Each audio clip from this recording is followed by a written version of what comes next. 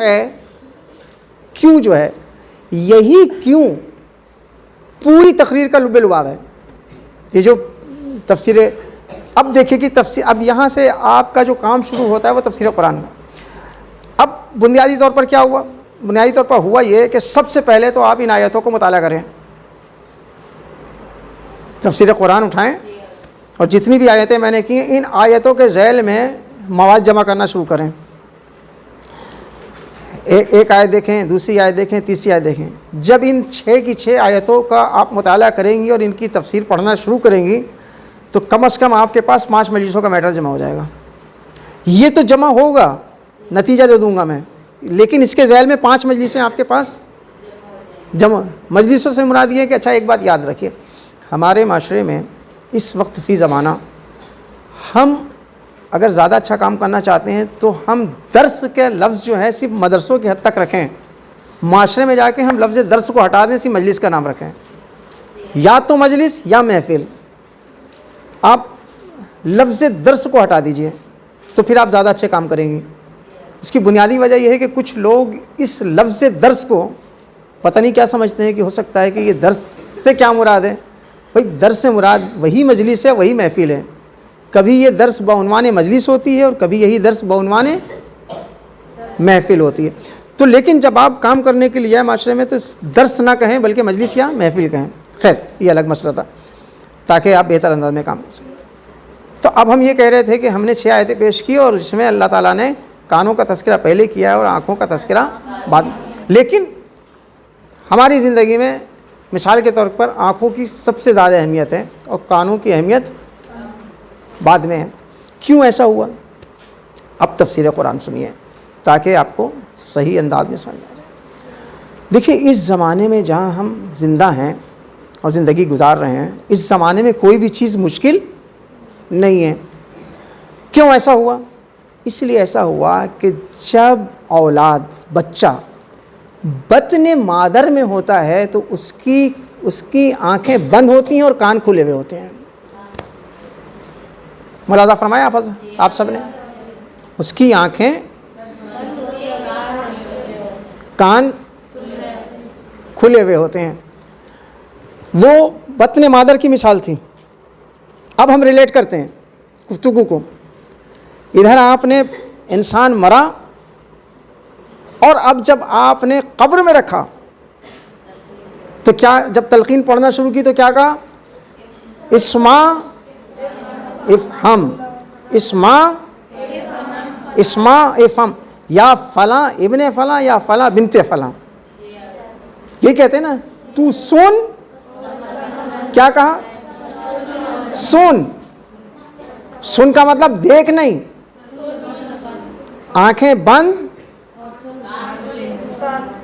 تو آپ نے ملاحظہ فرمایا آپ سب نے کہ جب بچہ بطن مادر میں ہوتا ہے تب بھی آنکھیں اور کان کھلے ہوئے ہوتے ہیں. جب انسان قبر میں ہوتا ہے تو اور کان کھلے ہوتے ہیں. اچھا اب نتیجہ سنیے. اب نتیجہ یہ ہے کہ اس وقت سائنس نے ثابت کیا ہے کہ جب بچہ بطن مادر میں ہوتا ہے تو روشنی کو پہچانتا ہے.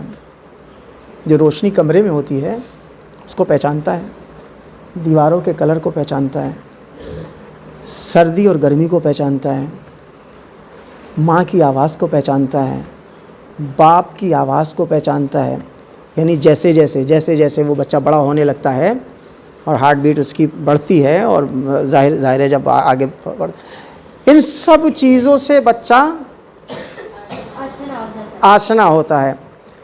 اب آپ کے مشاہدے میں بات آئی ہوگی اور آپ کے تجربے میں تو نہیں لیکن آپ نے دیکھا ہوگا اکثر کہ وہ بچے جو ماؤں کے گود میں ہوتے ہیں جب ٹی وی کی آواز کھلتی ہے تو بچہ چپ ہو جاتا ہے. مشاہدہ کیا کبھی؟ فون کی گھنٹی بجتی ہے تو بچہ چپ ہو جاتا ہے. جب کوئی آواز, گانے کی آواز اگر آپ اس کو سنانا شروع کر دیں تو بچہ چپ ہو جاتا ہے. تو اب کیا نتیجہ نکلا؟ نتیجہ یہ نکلا کہ جو کچھ آپ بچے کی تربیت کریں گی, ابھی دیکھیں پیدا نہیں ہوا ہے, ابھی بچہ کہاں ہے؟ بطن مادر میں. बतने मादर में है, अभी बच्चा पैदा नहीं हुआ, लेकिन पैदा होने से पहले बच्चे की तरबियत आप कर सकती हैं। क्यों कर सकती हैं?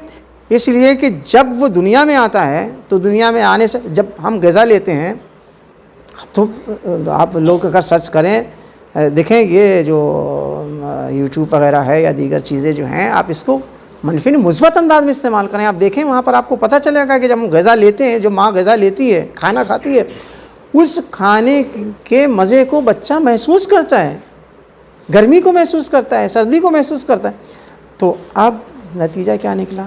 नतीजा ये निकला कि आप तिलावत कुरान से आशना कर सकते हैं। अगर आप बच्चे को तिलावत कुरान सुनाएंगी तो बच्चा तिलावत कुरान सुनेगा। अगर आप मजलिस में जा कर के इमाम हुसैन इस्लाम पर रोना सिखाएंगी तो रोएगा।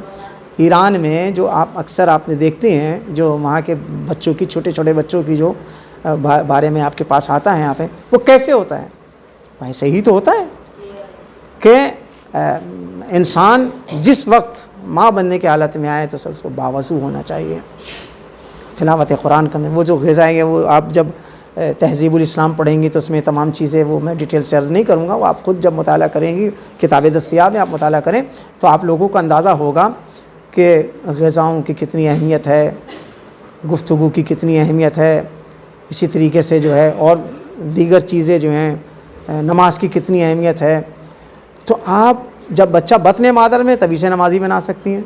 जब बच्चा पैदा नहीं हुआ है उसी वक्त से आप तिलावत कुरान का आदी बना सकती हैं। जब बच्चा पैदा नहीं हुआ है तो मोहम्मद व आले मोहम्मद की मोहब्बत से आशना करा सकती हैं। तो ये सब चीज़ें इंसान के अपने कंट्रोल में। अच्छा, मैं